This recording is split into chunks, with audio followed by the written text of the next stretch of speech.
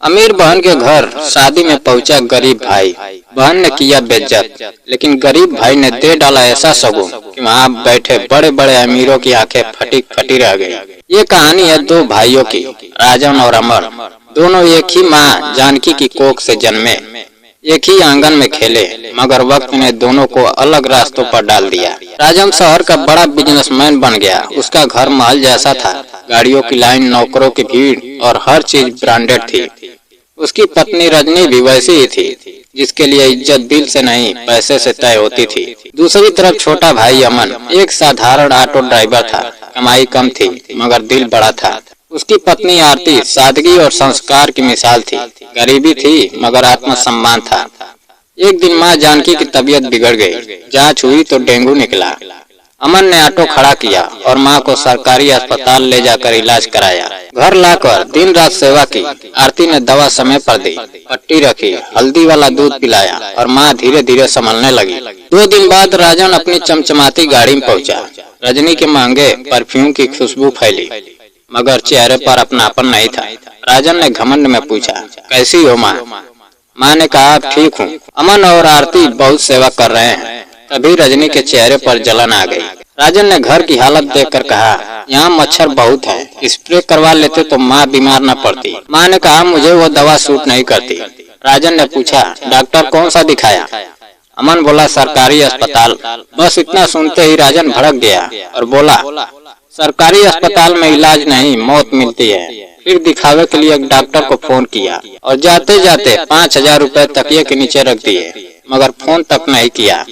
माँ ठीक हो गई, लेकिन दिल में टीस रह गई और रजनी ने अमन आरती को नीचा दिखाने की कसम खा ली। जब भी वे राजन के घर जाते, रजनी उनके कपड़ों को घूरती और उनके उठते ही सोफे की चादर ऐसे झाड़ती जैसे गंदगी लग गई हो। एक दिन ताना मार कर बोली, आरती ढंग के कपड़े पहना करो, मेरे पास इतने सूट हैं कि पड़े रहते हैं, ले जाना हो तो ले जाओ।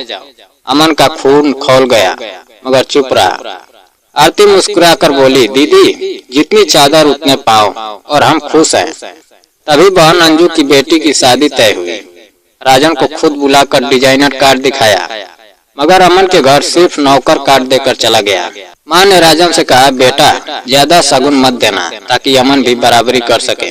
राजन और रजनी हंस पड़े। रजनी बोली, हम 51,000 देंगे, समाज में हमारी इज्जत है।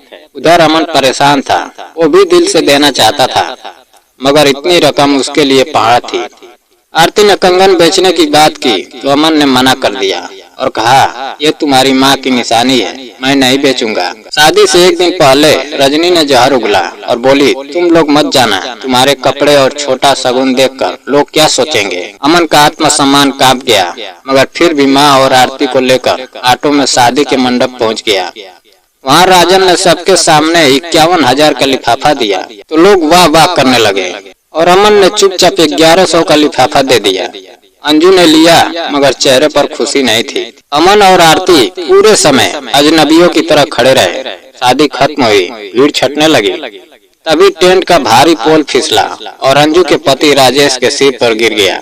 खून बहने लगा, चीख पुकार मच गई। अंजू दौड़कर राजन के पास आई और बोली, भैया जल्दी गाड़ी निकालो। राजन आगे बढ़ा, फिर अपनी नई कार देखकर रुक गया और बोला, आज ही 80 लाख की गाड़ी निकाली है, खून से सीटें खराब हो जाएंगी। ये सुनकर माँ और अंजू के पैरों तले जमीन खिसक गई। तभी अमन ऑटो लेकर दौड़ता हुआ आया। उसने बिना सोचे राकेश को ऑटो में लिटाया। आरती ने अपना आंचल फाड़कर पट्टी बांधी और सिर गोद में रख लिया। अमन तेज ऑटो चलाकर अस्पताल पहुंचा। डॉक्टर ने कहा, बहुत खून बह गया है, तुरंत AB पॉजिटिव ब्लड चाहिए। सबके चेहरे उतर गए। अंजू ने राजन की तरफ देखा, भैया आपका ब्लड AB पॉजिटिव है, प्लीज बचा लीजिए। राजन हिचकिचाया। तभी रजनी बोली, इनकी तबीयत कमजोर है, ब्लड देना रिस्क है। राजन ने भी सिर हिला दिया। वार्ड में सन्नाटा छा गया। तभी पीछे से आरती की शांत आवाज आई, मेरा ब्लड ग्रुप AB पॉजिटिव है, मैं दे सकती हूँ। टेस्ट हुआ, सब सही निकला और आरती ने खून दे दिया। कुछ देर बाद डॉक्टर बाहर आया और बोला, अब खतरा टल गया, समय पर ब्लड मिल गया। अंजू रो पड़ी। उसने अमन का हाथ पकड़कर कहा, मुझे माफ कर दे, आज तूने बता दिया असली अमीर वो नहीं जिसके पास पैसे हो, असली अमीर वो है जिसके पास दिल हो। राजेश को होश आया तो उसने भी कहा, भाई तुमने मेरी जान बचाई। तभी राजन फल और जूस लेकर अंदर आया और बोला, देखो मैं ये सब लाया हूँ। अंजू ने ठंडी नजरों से कहा, जब खून चाहिए था तब आपको सीटें याद थी, अब यह दिखावा किसके लिए?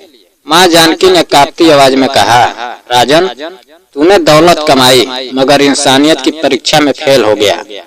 राजन का चेहरा उतर गया, रजनी की जुबान बंद हो गई और दोनों चुपचाप लौट गए। उनकी गाड़ी की सीटें साफ थी मगर उनके अमीर पर जो दाग लगा था उसे कोई भी महंगी चीज साफ नहीं कर सकती थी।